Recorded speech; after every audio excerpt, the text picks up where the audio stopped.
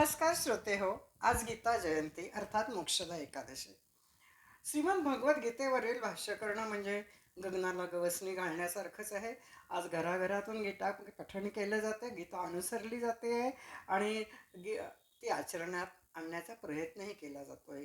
आपल्या या राष्ट्रीय ग्रंथाबद्दल काही विद्वान पंडित समाजसुधारकांची मतं आपण जाणून घेऊया. आपले सर्व कर्म भगवंताच्या इच्छेप्रमाणे होत असतात.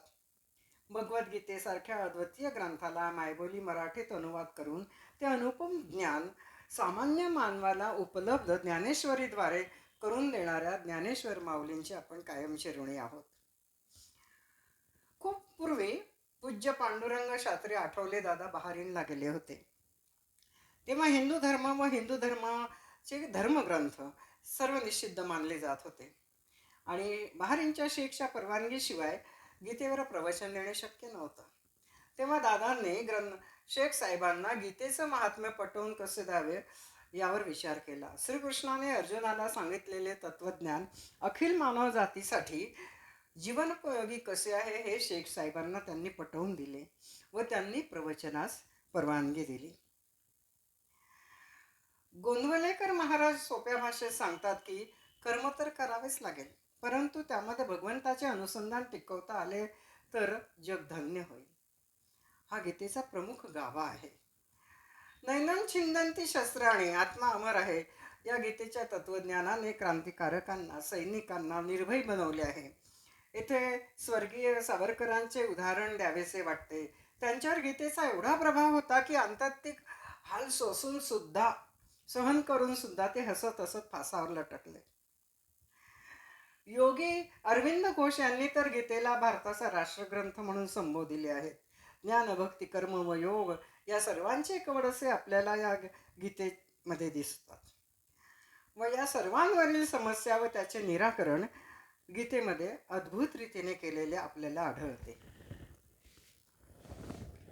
लोकमान्य टिळकांनी समाजाला निवृत्तीकडून प्रवृत्तीकडे येण्यासाठी गीतेचाच आश्रय घेतला. देवकार्य व देशकार्य दोन्ही एकच हा नवा वेदांत त्यांनी गीता रहस्याद्वारे समाजाला दिलेला आहे. स्वामी विवेकानंदांनी शिकागोच्या धर्म परिषदेत गीतेतील 2 श्लोकांचा 7वा अध्याय 21वा श्लोक आणि 23वा श्लोक याचा उल्लेख केला होता. त्यांनी पुरुषार्थी व परमार्थी असा गीतेचा संदेश असल्याचे प्रतिपादन केले. पुरुषार्थी याचा अर्थ बुद्धीचा विकास व कर्म होय. त्यानंतर स्वामींनी कर्मयोगावर प्रभावी भाष्य केलं होतं, जे जगभर प्रसिद्ध झालं. अलीकडे तर अरबस्थानात भगवद्गीतेचा उर्दूत अनुभव होतोय. त्याच्या लाखो प्रती विकल्या जात आहेत व अनेक जण रोज गीतेचं पारायण करत आहेत.